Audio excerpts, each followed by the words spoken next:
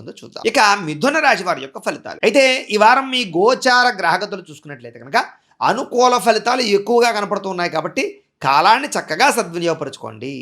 ముఖ్యంగా భూముల రూపంలో కానీ, బంగారం రూపంలో కానీ ఇలాంటి వాటిలో పెట్టేటటువంటి ఎటువంటి పెట్టుబడులైనా సరే చాలా వృద్ధవుతున్నాయి కాబట్టి చక్కగా మీరు డబ్బులు ఇన్వెస్ట్మెంట్లు మంచి ప్రదేశాల్లో చేయొచ్చు.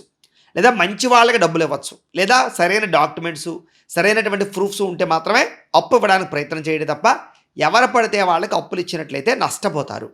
అలాగే క్రయ విక్రయాలు జరిపేటప్పుడు, లావాదేవీలు జరిపేటప్పుడు, రాతకోతల యందు, సంతకాల యందు, అగ్రిమెంట్ కుదుర్చుకునేటప్పుడు, రిజిస్ట్రేషన్లు చేసుకునేటటువంటి సమయాలు, ఇలాంటి సమయాల్లో చాలా ఎక్కువ జాగ్రత్తలు తీసుకోవాల్సినటువంటి అవసరం మీకు కనపడుతుంది. అయితే నిరుద్యోగులు కూడా ఉద్యోగ అవకాశాలు చాలా మంచివి రాబోతున్నాయి.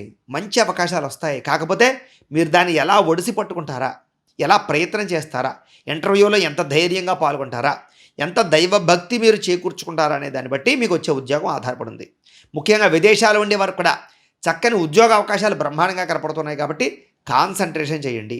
ఇక విదేశీ ప్రయాణాలు కానీ, విహారయాత్రలు కానీ, కుటుంబ సభ్యులతో ప్రయాణాలు కానీ ఇవన్నీ మీకు చాలా బాగా కలిసి వస్తాయి.